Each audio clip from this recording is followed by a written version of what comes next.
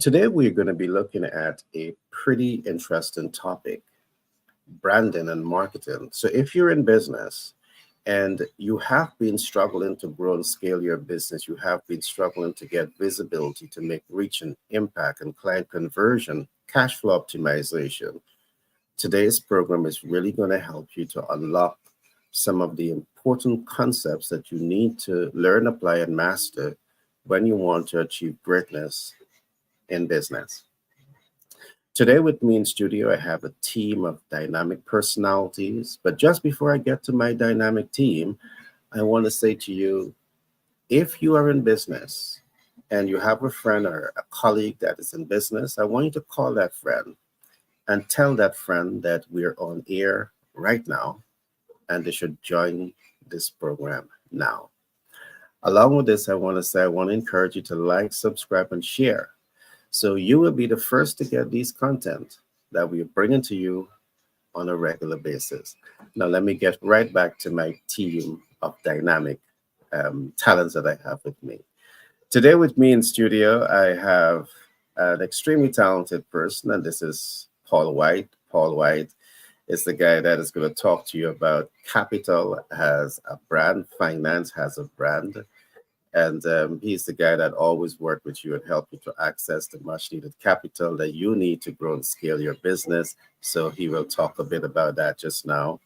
We also have Peter Scott, and Peter Scott, he is the guy that's going to talk to you about the importance of having a personal, life master plan, and how that personal life master plan is going to really help you to function better as an individual and function better in the organization. We also have next is Clement Frank, and Clement Frank is going to be with us shortly as we do that deep dive into today's program. But I want to welcome you guys to the program. How is everyone? Doing good, doing good. Awesome. I'm Doing so good glad. today. No complaints. So glad. So glad to hear that. All right. What I'm going to do to get to this conversation started, I want to ask Paul to talk to us a bit about the portfolio that you represent, which is access to capital. I always start here. I do believe that businesses rise and fall on one of the things that businesses rise and fall on is access to capital.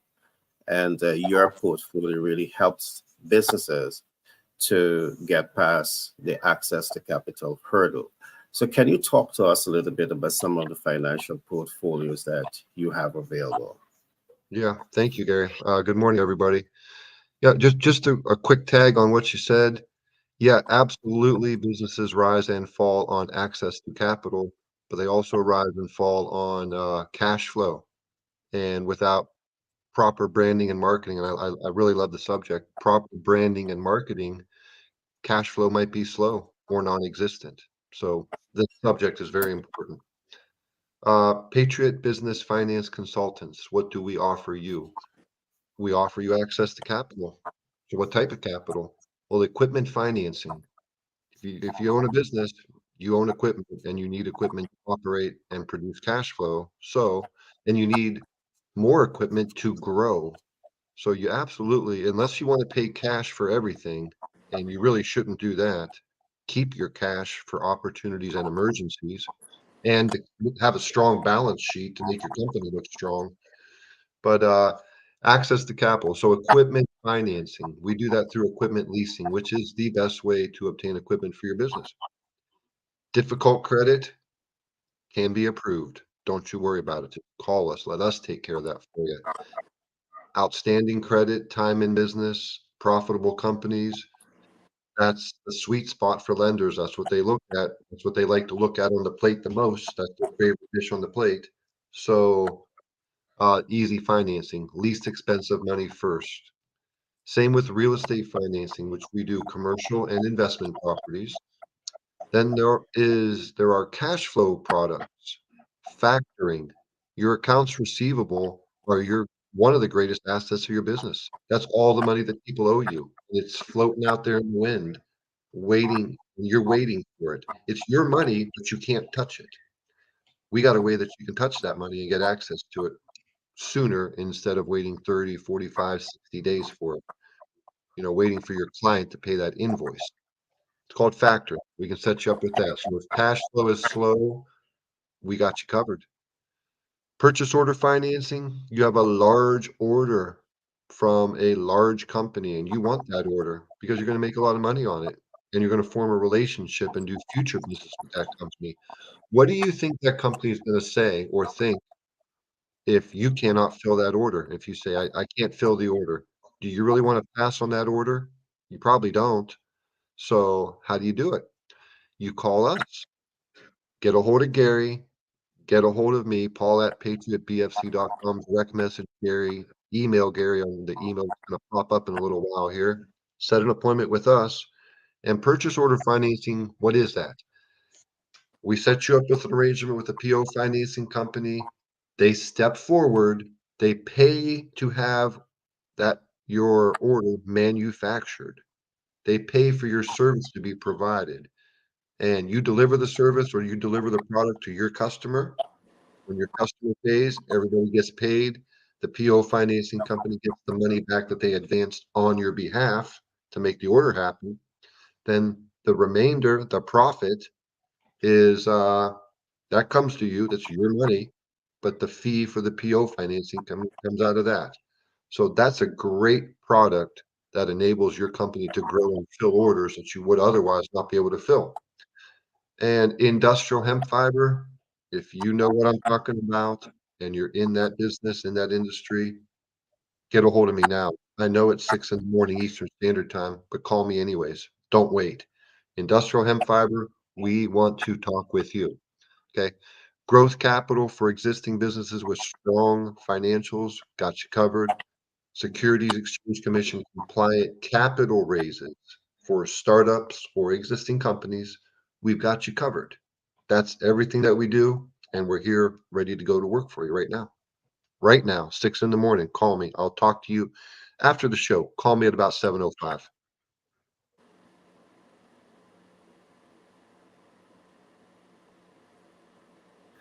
Yeah, thanks, Paul. They say the early bird catches the worm. So I'm trusting that our listeners today in business, you are the early bird that wants to catch that worm. And that worm that you are catching is money, money, money. All right, access to capital.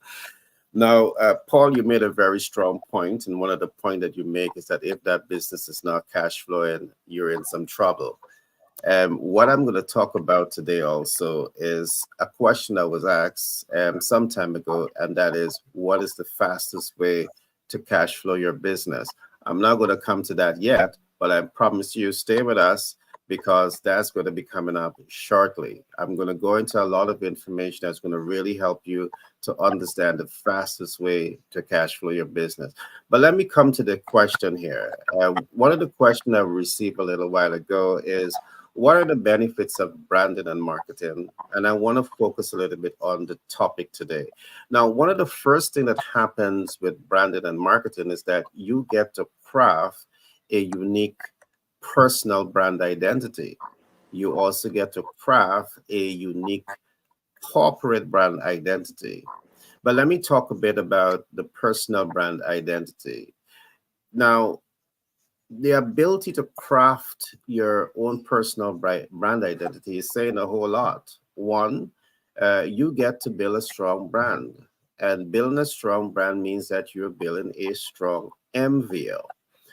We have coined the term MVO, which means minimum viable offer, most viable offer, or maximum viable offer. In the business startup case, we always talk about the importance of you understanding what is your minimum viable offer and what is your most viable offer as your go-to-market strategy. Now, when I talk about building a strong corporate brand, a strong personal brand, that is, and the MVO, an example of this could be that you invest your time, talent, and resources to really learn, apply, and master the concept that we call the SCP. So your MVO is that you now becomes an SCP. You are now a sales communication professional.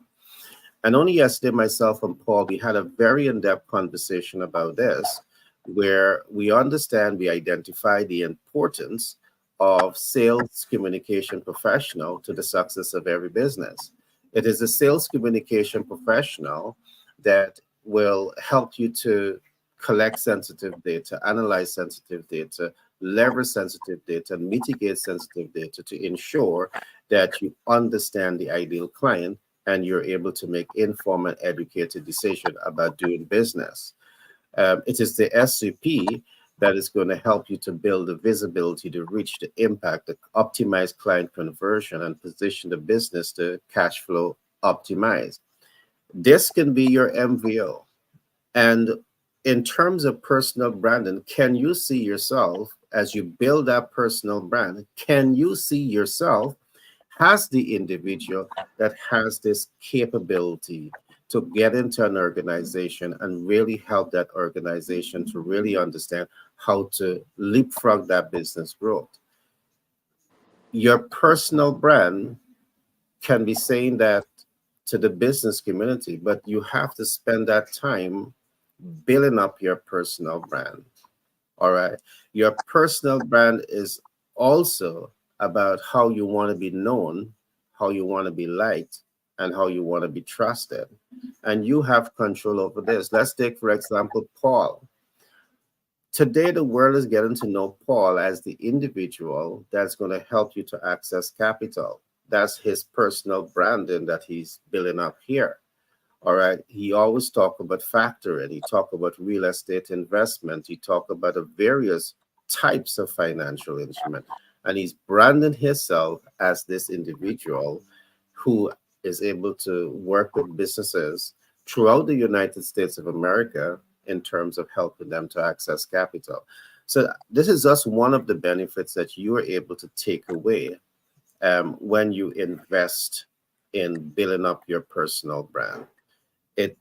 You really take the time to master a particular area, and as you master that particular area, you now invest your resources to project yourself out there, and that's what's going to help you to be discovered. That's what's going to help you to be liked, and that's what's going to help you to be trusted.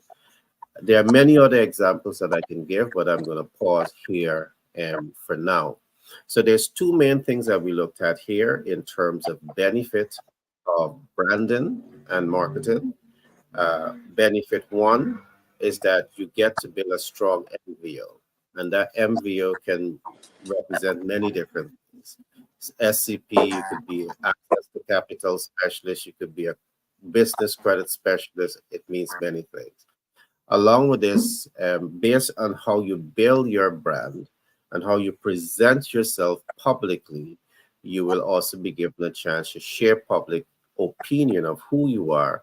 And that is a total representation of how you want to be known, liked, and trust. So these are just some of the benefits of branding and marketing. I'm going to go deeper into this as we get into today's program, but let me pause for now and come across to Frank. Frank is going to be the guy that is going to be talking to you about leadership. Leadership in of itself is a brand, all right? And it's a brand that is relevant to every organization. The organization rise and fall on leadership.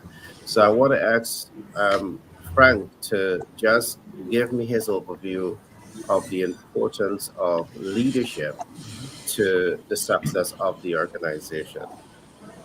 Thanks, Gary. Good morning, listeners. We're talking about capital leadership. And when securing capital for any startup, an often underestimated but essential factor is leadership branding or founder branding. What is the significance of that? You see, founder branding refers to the process of establishing a distinctive and compelling personal brand as a startup's leader. So it's not merely a vanity exercise, but a strategic necessity for several reasons. The number one reason is that building trust and confidence. Investors place the capitals in the hands of leaders or founders that they trust. So a solid personal brand conveys competence, it conveys authenticity and reliability. It also assures investors that you are the right person to lead the venture to success. The second thing is attracting investor interest. A well crafted founder brand will attract the attention of investors because it distinguishes you from the crowd and creates a unique appeal that piques investor curiosity. The third thing is that it aligns it has an alignment with values. So the personal brand can attract the investors who share your values, who can share your visions, who can share your goal. And this alignment fosters more productive and harmonious partnership, which increase the likelihood of successful investments. Effective communication. It's a compelling leadership brand or founder brand, which enhances your ability to articulate your startup's mission, articulate your startup's vision, and your value proposition. And you can convey your compassion commitment more convincingly if you're making your pitch more compelling. In the founder or leadership, there are some benefits when you have this founder branding. And let's delve into the tangible benefits that a strong founder brand brings to the capital raising process. The first one is easier access to investors. You see, a well-established founder brand can open doors to value networking opportunities within the investment community. And investors are more likely to engage with founders they recognize and trust. There's also reduced due diligence. So you see, the investors conduct poor due diligence before committing funds. But if you're a strong leader with a strong founder brand, that can be expedited because your credibility and track record would have already been established. There's higher valuation. It's another benefit. A compelling founder brand can command a higher valuation for your startup. You see, investors are willing to pay a premium for ventures led by respected and influential founders. And lastly, there's greater resilience because during the challenging times, a strong founder brand can instill confidence in both investors, and employees, and this can help your startup weather the storms and emerge stronger on the other side. Wow. I That was pretty interesting. A strong founder brand. Paul, Frank, I want to say that was very insightful. You gave a broad scope of different types of benefits that the business can derive when they place a lot of emphasis on building that strong foundation with their brand. You're better, able to appeal to investors. More investors want to work with you. Consumers themselves want to, work with you because they know you take the time to understand your brand, and everything goes right. And once you're able to now bring visibility to what you're doing. So I'm really trusting that today's program is helping those who are in business or those who intend to get into business. Again, I want to encourage you to like, subscribe, and share so you will be the first to get these content that we are bringing to you on a regular basis. I now want to come across to Peter. Peter deals a lot with master planning. And I really wanted, Peter, you to chime into how does the master plan helps the individual in their life and how helping that individual can translate into better run, smoother run, highly motivated workforce. All to you, my friend. Yeah, I just want to welcome the audience as well who are viewing this program, and we are here to really impact you in your journey as entrepreneurs and what you do in business. And Gary, thank you so much for putting together this program, because a lot of individuals out there needing to understand the very basics, foundation, the building blocks that are essential for them to succeed. And there's so much information out there, but they can come right here to the competitive edge and can find good information that is practically applicable. But in answering the question of branding and marketing, and how what it is and how it benefits individuals who are viewing this program, one of the questions that we ask the individuals that comes to us when they are presenting themselves in wanting to enter the marketplace as it relates to branding is a story. And I'll just relate the story of Paul the Apostle. And one of his famous quotes is that I bear in my body the marks of the Lord Christ Jesus. I bear in my body the marks. And the story around that was his way of going about the gospel was always being challenged by a group of individuals that he had to interface with. And so he had to defend himself. And in his defense, and these were other persons who were in his market that were competitors in his market, so to speak. And his defense was that, look, if I take off my shirt right now, you are going to see some marks that gives me greater credibility than all of you for what we are doing for the Lord Jesus. So it is in similar sense that we develop our questionnaires, and in dealing with the market, we want people to understand that you have to have a plan in how you are approaching the marketplace.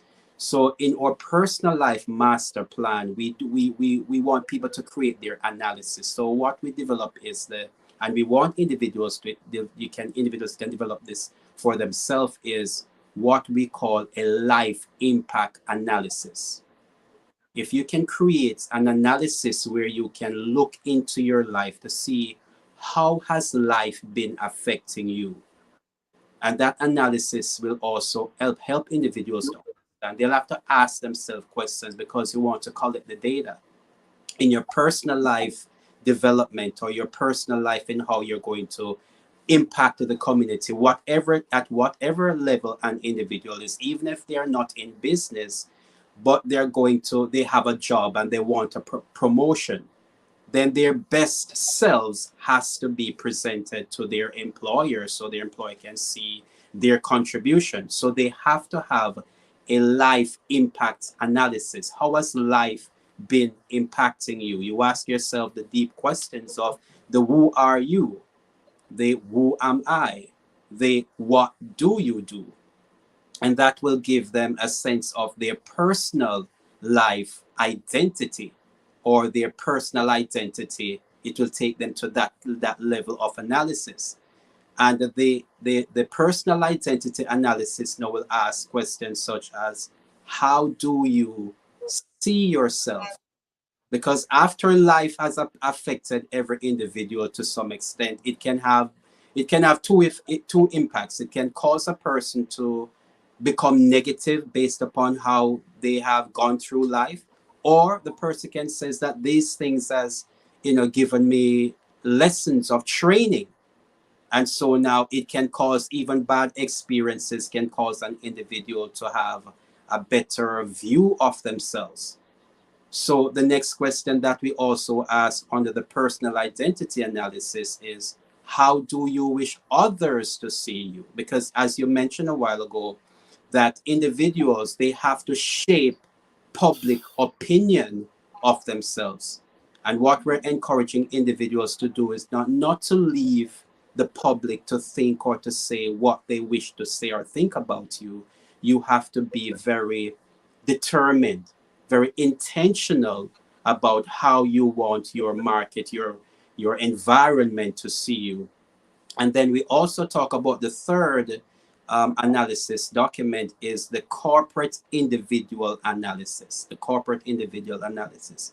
And the corporate individual analysis take into consideration that when you look in the mirror, it's not just what you see that exists, but there are several layers, and we have distinguished that there. When you talk about self, there is the corporate individual has about 9 layers. That when we begin to look at that now, even in that corporate analysis, but that requires in-depth planning. That takes time for you to look at who you really are, to understand that you are more than just the body or the image that you see in the mirror. You have your mind, and your mind is not just, when we use mind loosely, your mind is not just a bunch of words that we interchange with a no, but we have to analyze what is your mind and what is in your mind,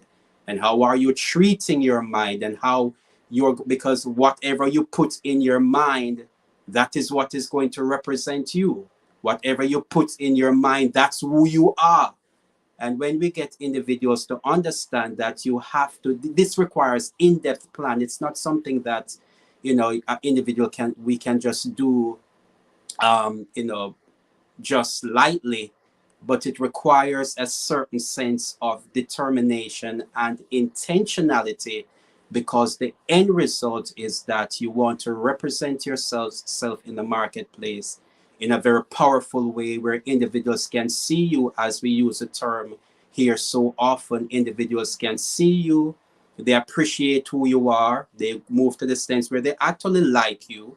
And the more you are intentional about putting yourself, managing your personal individual corporation of all that you are, well, people will begin to trust you, and then you are able to be effective in your environment and bring change to those persons who are looking for the kind of change that the individuals represent. All right, thanks for your share there, Peter. You mentioned a couple of things, like impact analysis, and the way you looked at it is, well, the way I take away from it is that you're asking yourself several questions. How much are you pouring into you? And to first of all, define your personal brand and to refine your personal brand. And the second question to that is, how is that personal brand designed to impact the corporate sector, the community sector, and life as a whole? And I do believe it's an important question for people to ask themselves as they build out their personal brand, their personal life master plan. I too believe that this is definitely the foundation. I also take away here that you're talking about mastering your sense of self, because the more you pour into you, the more you discover you, the better able you are to master your sense of self. And the reality is that people can never grow beyond their sense of self. So as you build your personal brand, it is so important to do that deep dive into what your sense of self is really saying. And as you set yourself up to master your personal life master plan. So that's what I've taken away. But I want to come back to an interesting topic. I talk about the fastest way to cash flow your business. I'm going to talk a little bit about that. But just before I get to that, I want to throw a question to Paul. I'm going to come back to you with that just now, Paul. And the question I want to put to you is, how important is money as a brand to businesses?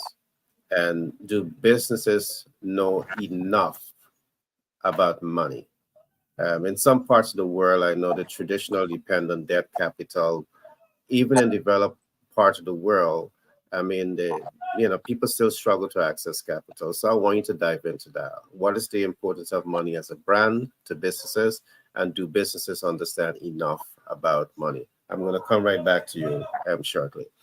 Now, what I want to look at, many businesses will ask, what is the fastest way to cash flow? Because, of course, cash flow is king. If that business is not set to cash flow optimize, it can die a slow or fast or painful death. And that's the last thing that you want. So I begin by looking at branding. You first of all want to ensure that you have a strong brand. Now, what is a strong brand?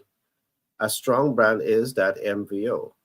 A strong brand is not necessarily built for you, but a strong brand has to be relevant to people.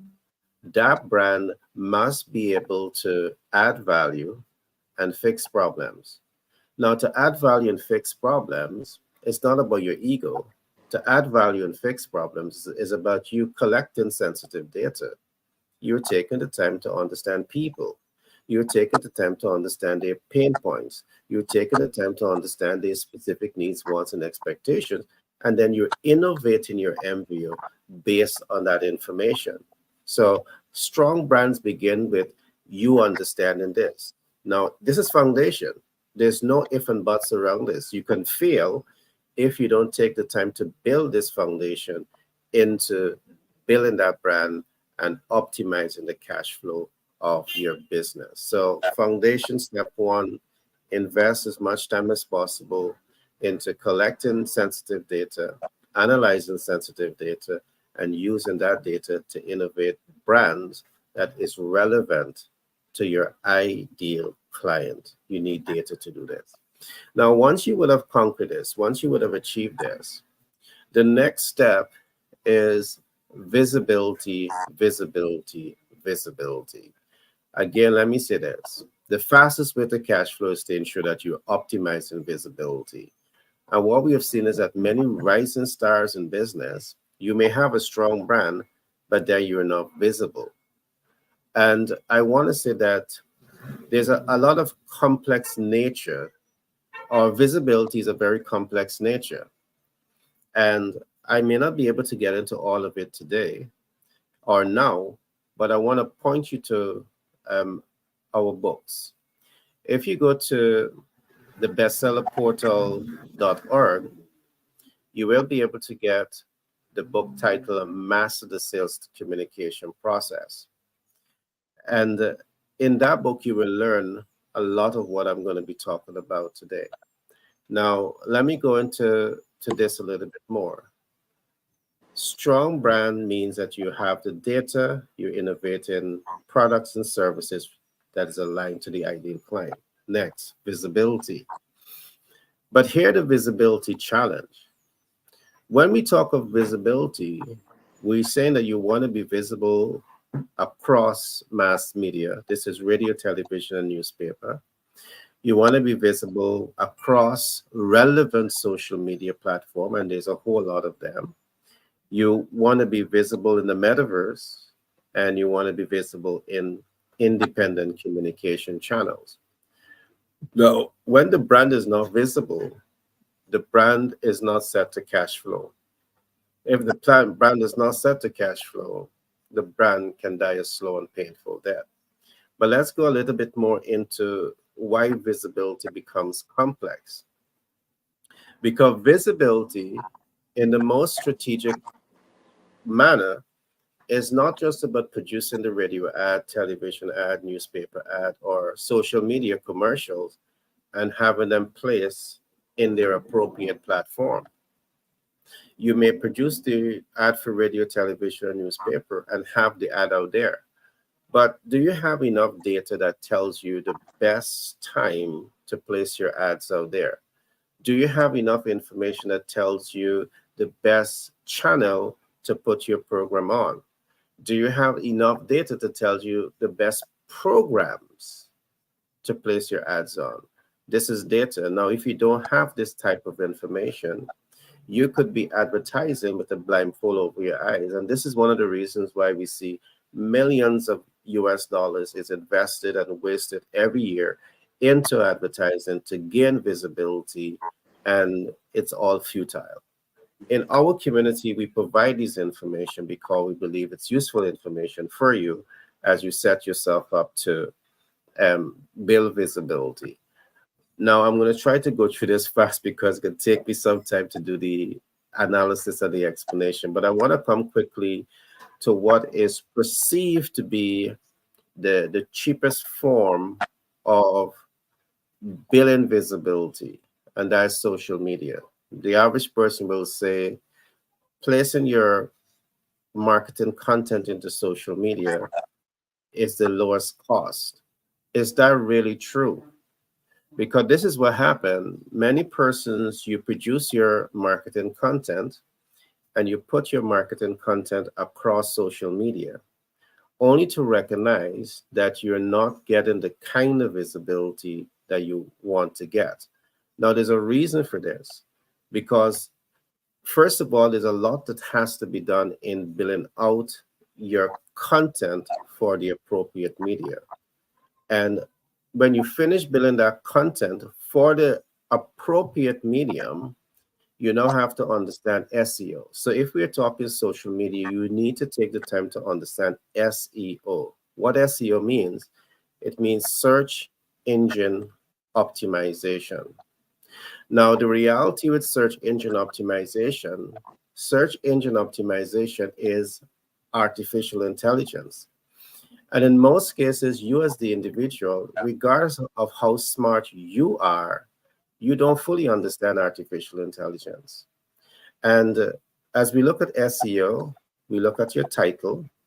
Now, if the title is not user-friendly, you might believe that you have a user-friendly title. If it's not user-friendly, guess what? The algorithm is not going to recognize you.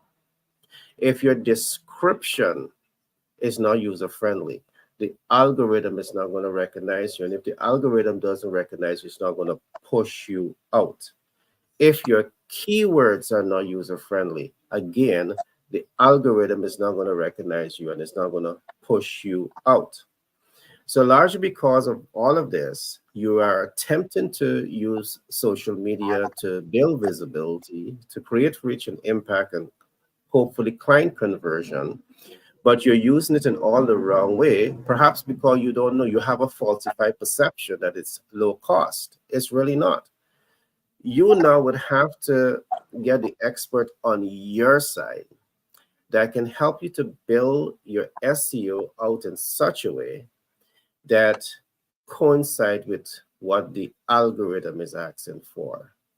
So this makes it very complex, because very often, depending on human intelligence and human intellect to develop content, place content, to take it viral, depending on human intelligence is not adequate.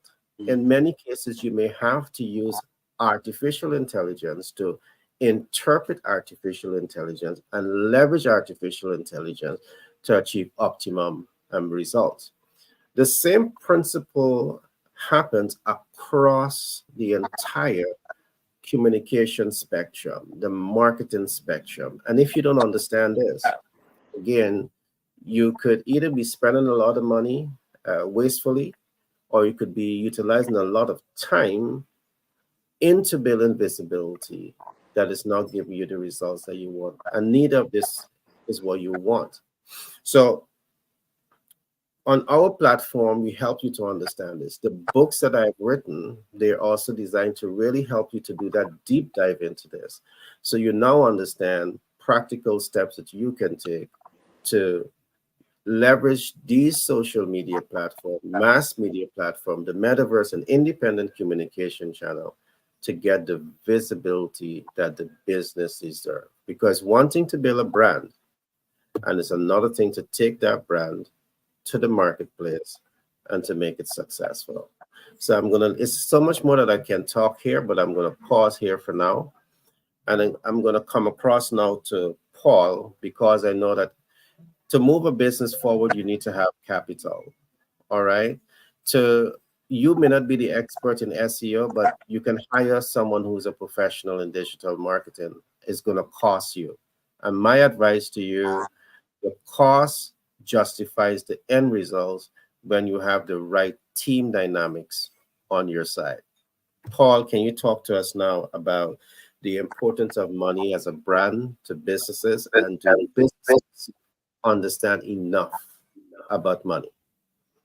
Yes. I just want to add everything you just said. Powerful and 100% agreed. Yes. 3 yeses to that. Is Is money as a brand important to businesses? I mean, the obvious answer is yes. All caps, yes, it is. So I don't know how much more I can say about that. It is vitally important. Three steps of it: your cash flow, profit you have off of your cash flow, and then access to necessary capital to grow. So your other question was, do businesses understand enough about money? I mean, some do and some don't. Ye- The answer is yes and no.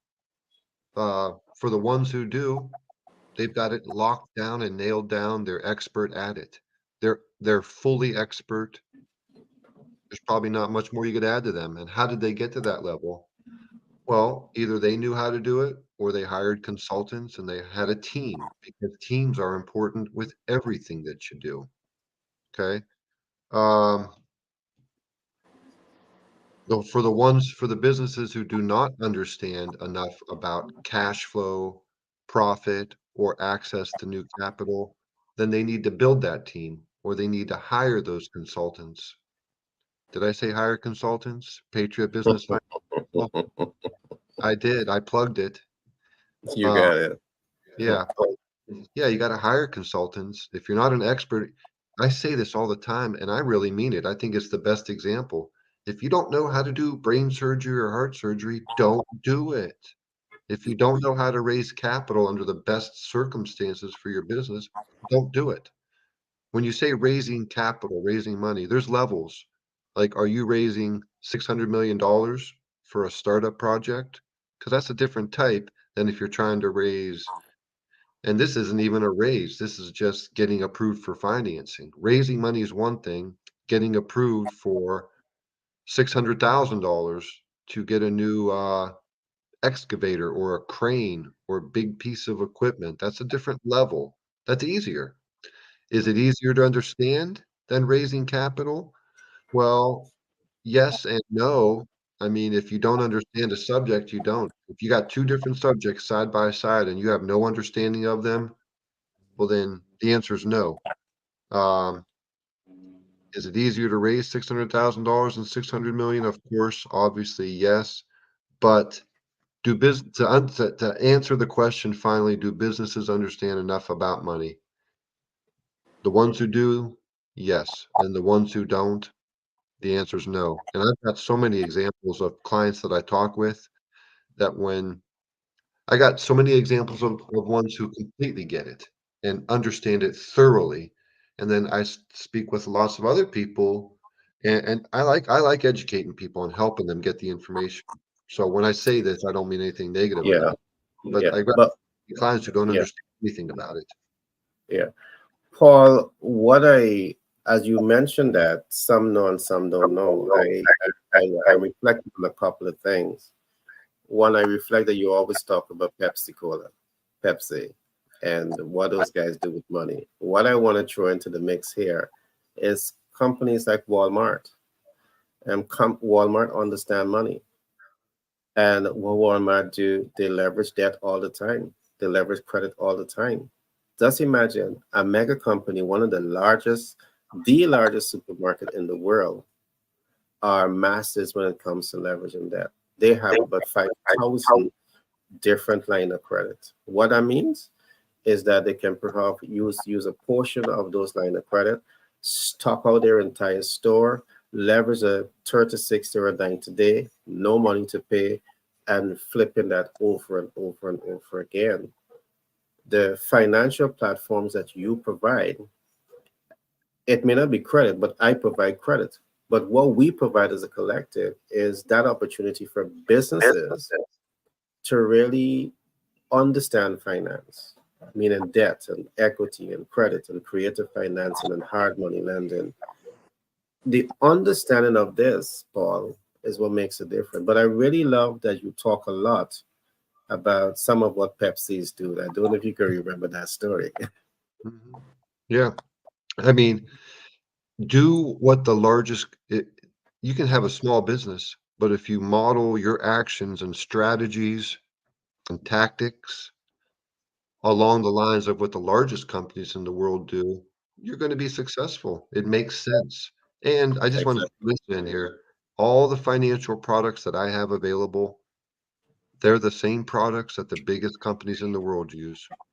Exactly. Equipment financing, factoring, purchase order financing. You have, if anybody listening here, you have access to the same lenders, to the same style of financing that the largest companies in the world use. Great. All right, thanks for that share, Paul. And I just want to throw this. You always talk about leasing.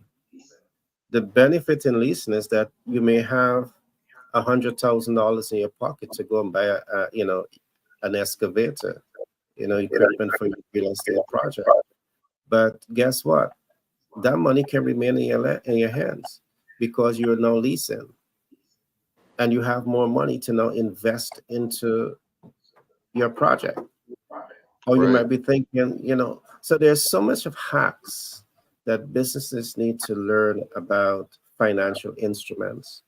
And I trust that this program is laying that foundation to really help them to better understand that. I want to come now to Frank, but the question I want to pose to Frank is similar to what I posed to Paul. Leadership. How important is leadership as a brand to businesses? And do businesses really understand the importance of leadership? So I want you to think about that for a minute as I just conclude a trend of thought on what I was talking early on about SEO and the fastest way to cash flow your business. Now, what the SEO does, it's search engine optimization. And when you do it right, it pushes your content in front of your audience base. What does that do?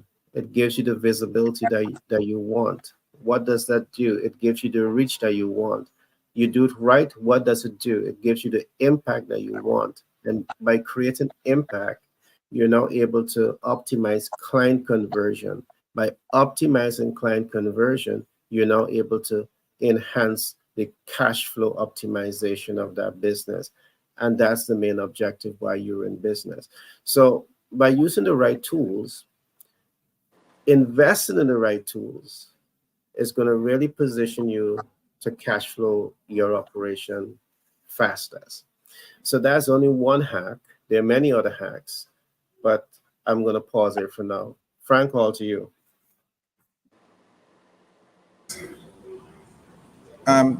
Let me start by asking. I'm going to give you some founder brands. What do they have in common? General Electric. Their motto is imagination at work. And this is a diversion by company like about $163 billion in annual revenue. They are famous for developing leaders who are dedicated to turning imaginative ideas into leading products and services. A General Electric manager becomes a GE manager can be trusted to be a strong conceptualist as well as a decisive thinker, inclusive, competent, confident. Look at Johnson and Johnson, and their credo begins with: "We believe our first responsibility is to the doctors, nurses, and patients, to mothers and fathers, all others who use our products and services." And they earned $53 billion in revenue only last year. They're celebrated for developing leaders who provide the scientifically sound, highly quality products and services that help heal and cure disease and improve the quality of life. So a J&J manager is known for being socially responsible and a stickler for product development and differentiation.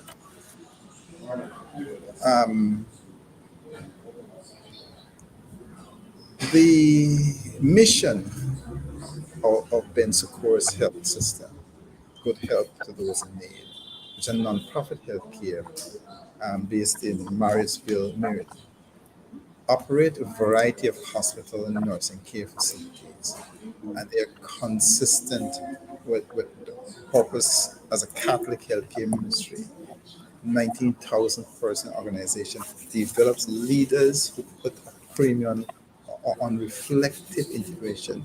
That means Bon Secours expects managers to do more than just run healthcare units. They must also advance the business of healthcare with compassion and caring. And there's so many others. Pepsi that we just spoke about, Goldman Sachs, Disney, Boeing, Formula Miller. What is the commonality between them is that they turn out strong leaders. And so in some cases, they are becoming leader feeder firms because their managers are well equipped to run out organization. But there's a less obvious answer as well. All these companies go beyond standard issue leader training, doing something they themselves aren't even necessarily aware of. So instead of merely strengthening the abilities of the individual leaders, they focus on building a more general leadership capability. Specifically, they build what we call leadership brand. And leadership brand is a reputation for developing exceptional managers who have a distinct set of talents that are uniquely geared to fulfill customers and investors' expectations. Any company that has a leadership brand would inspire faith that employees, that managers, that whoever the stakeholders are, will consistently make good on their promises. If you think about a Nordstrom customer who knows that the retailers, employees, and managers will give her in the consumer thing, white glove service. Parents who take their kids to Disney assume that ride operators and restaurant personnel will be upbeat, they will be friendly, they'll be gracious. McKinsey clients understand that smart, well-educated consultants will bring the latest management knowledge to bear on the problems. So a leadership brand is also embedded in the organization's culture, and that is through their policies. What are the requirements for employees? For example, the tagline of Lexus is the pursuit of perfection. Internally, the Lexus division translates that promise into the expectation that their managers will excel at managing quality processes, including lean manufacturing and Six Sigma. If we should observe successful leadership firms of various sizes, let's look back at over the past decade. What we will find is that most of them have developed a similar outside-in approach. And this just helps them produce an excellent pipeline of leaders generation after generation. And they also tend to enjoy remarkable steady profits year after year. Why? Because they have secured the ongoing confidence of external constituents, the customers, society, community, because these external constituents have an expectation that comfortably filled by leaders throughout the organization. And so building a strong leadership brand requires that companies follow 5 principles. First, they have to do the basics of leadership, like setting strategy and grooming talent, but not just setting and grooming, but they have to do it well. Second, they must ensure that the managers internalize external constituents, that high expectation of the firm. The third thing is that they need to evaluate their leaders according to those external perspectives. The fourth thing is they must invest in broad-based leadership development. that helps managers hone the skills needed to meet customers and investors' expectations.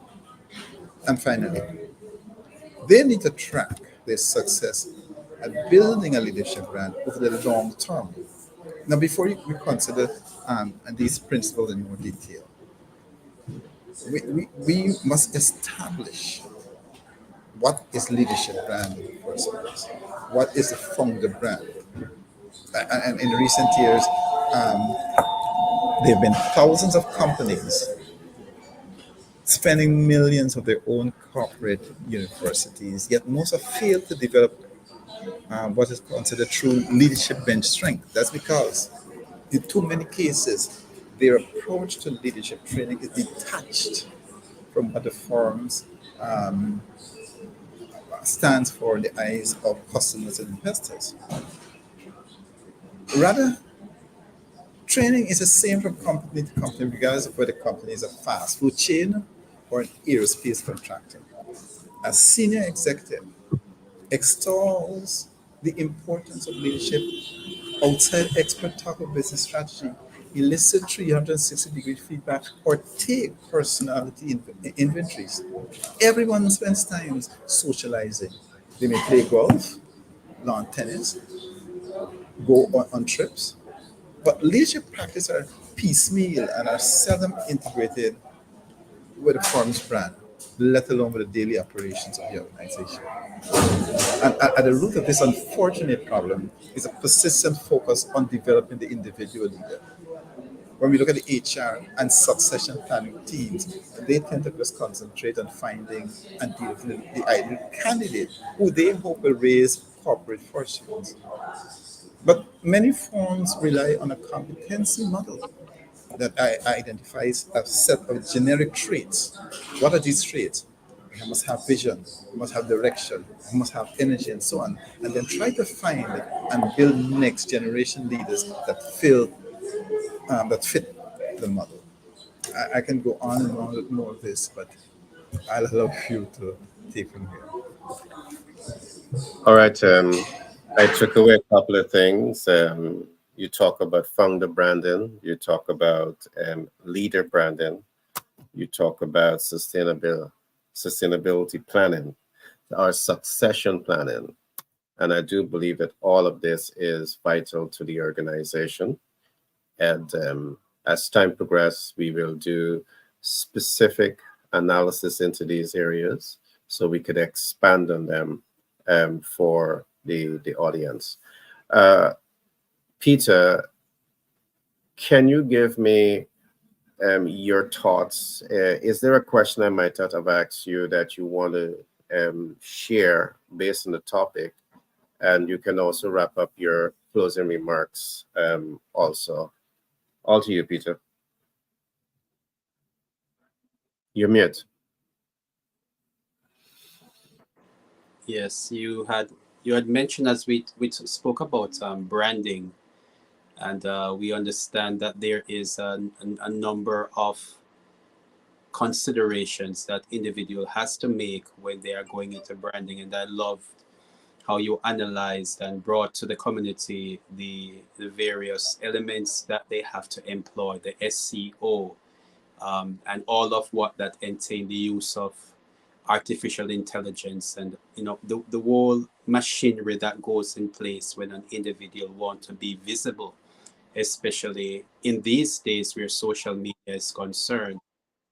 And as we look at it, there is a cost. There are costs associated to these whatever we want to implement to get the branding. So the question that was asked that I would want to respond to is, what's the fastest way to cash flow so that somebody now, an individual taking their personal brand to even the social media or the mass media landscape, what is the fastest way that somebody can do that? Well, I would encourage an individual to utilize their warm market because they're already trusted in a particular space. There are individuals who already know you. There are individuals who already like you. and there are individuals who already trust you. And what we have found here over the past, say, the past 10 years or so, there has been a lot of companies, they utilize direct sales or direct marketing strategies by which they grow their brand. There's a lot of entities that they do not even utilize mass media to bring across their messages to the marketplace. One such company here in the United States is Primerica, and you'll never see a Primerica ad on radio or on mass market. They never use that. But and yet still they are one of the top, the top product where insurance top companies in that field, among so many others. And what the tactic that they use is direct sales or direct marketing, where they employ individuals to talk to who they know, to look into their phone book, to see who are the people that I know who may need these services, and they communicate. And some of those persons who use the product also turn around to be marketers of the product themselves. So what we encourage individuals to do, utilize your warm market, utilize those persons who already know, like, and trust you, and make a good impression. Put your best self forward in communicating with these individuals. Make sure that you understand what you represent. Utilize the analysis that we mentioned. Analyze yourself, your life impact analysis. Ask yourself, those questions about who you are and what you want, what you're bringing into the marketplace, your product and your service that you're bringing to the marketplace. And then go and talk to these people about them. Write your script. Yes, do a little script. If you're going to go on mass media, there are some things that you have to say. What are the things that you have to say that is going to impress you, or what you have upon the minds of those who will be listening to you, and make your pitch. Talk to them about what you do, and then ask them also for referrals. And that simple process, what begins to happen is basically two things. One, you'll be liked, when you're already liked by those who liked and trust, but now you'll be penetrating the market, and others will be now building their trust based upon somebody else, what they say about you, making the pitch for you as well. So if individuals utilize the direct sales, direct marketing approach, they can also cash flow and also build an effective brand as they go about, penetrating their market. All right, thanks for that share, Peter. And Primerica, I think, is a very good example. I did some work with Primerica. I do have a number of colleagues who are ambassadors at Primerica. What I think is very unique about what they do is that they have a robust direct marketing platform. They host weekly programs where they educate the average person and from the public about their brand. So two things is happening when they're meeting with you. They're selling their brand to you for you to buy it. And they're also soliciting your support to become an ambassador for their brand. It's a lot of work. So I do admire them. I did some work with them a few years ago. So I'm quite familiar with that brand in the US. I want to come now to Frank. Frank, your closing thoughts? You're mute.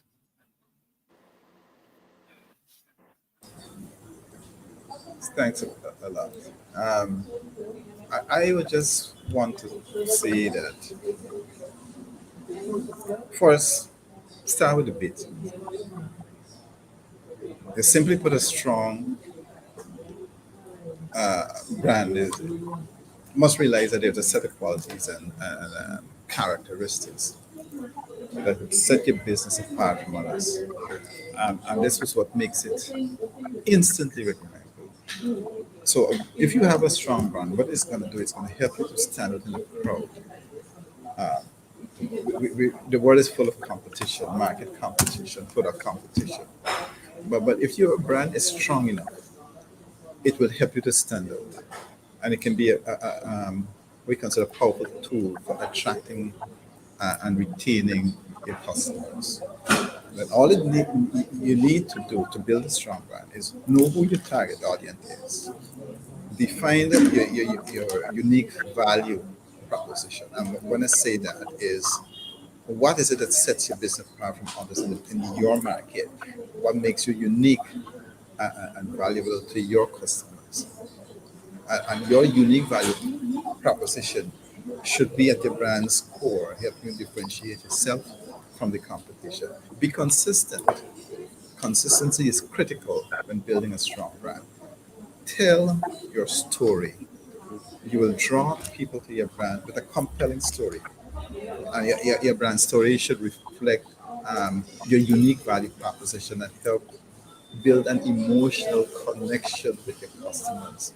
And you can share that story through your marketing, your social media, customer interaction. And this is what to bring your brand to life. Focus on what your customer is experiencing and what the customer's experience is, because the customer experience is critical to building the strong brand.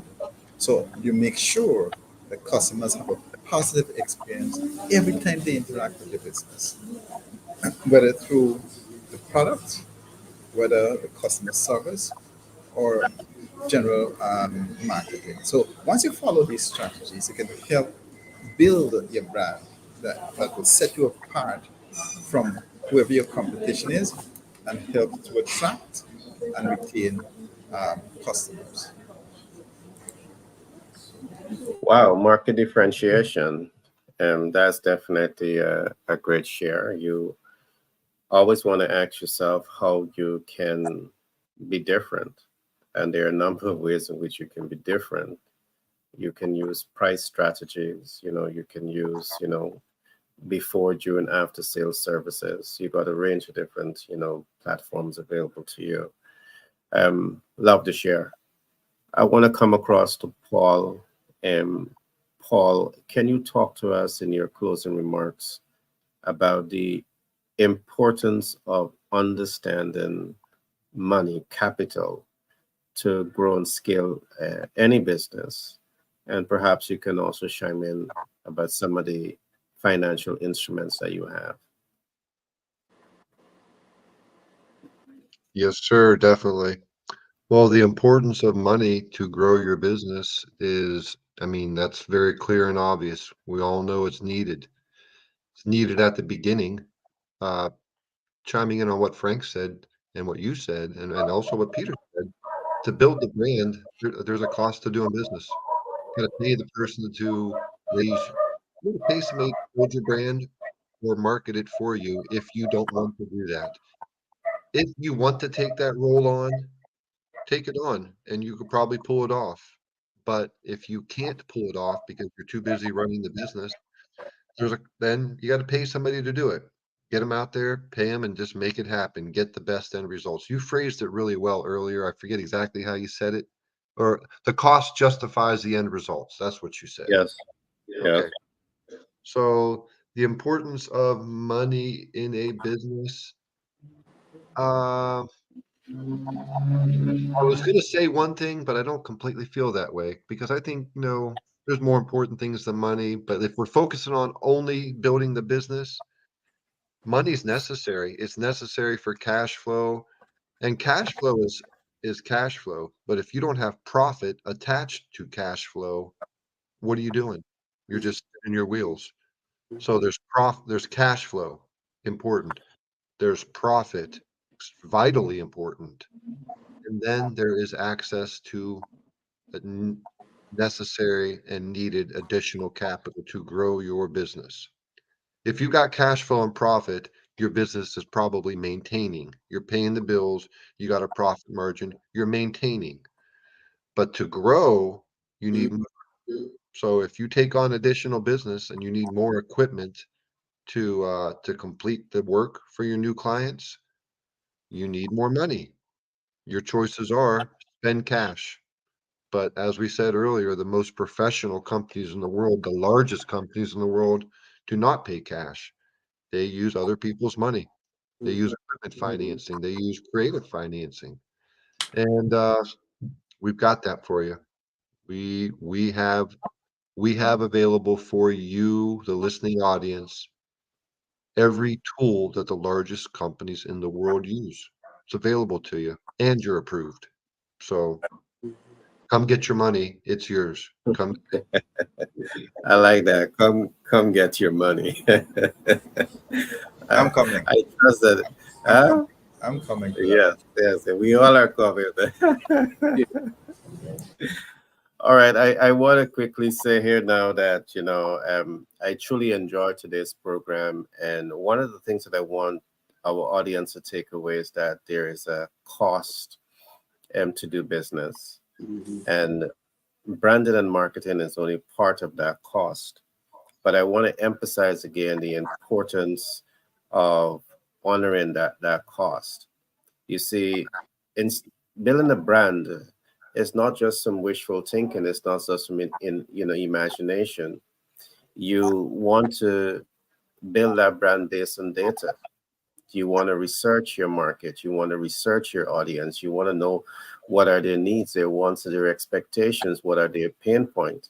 So when you're innovating a brand, you're innovating a brand that is capable of adding value and fixing problems above and beyond the expectations of the ideal client.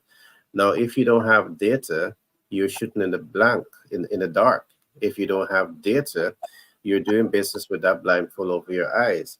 And one of the things that we talk about on this program is the importance of data, data, data. All right. All right. Business to grow and scale, you need to collect sensitive data. You need to analyze sensitive data.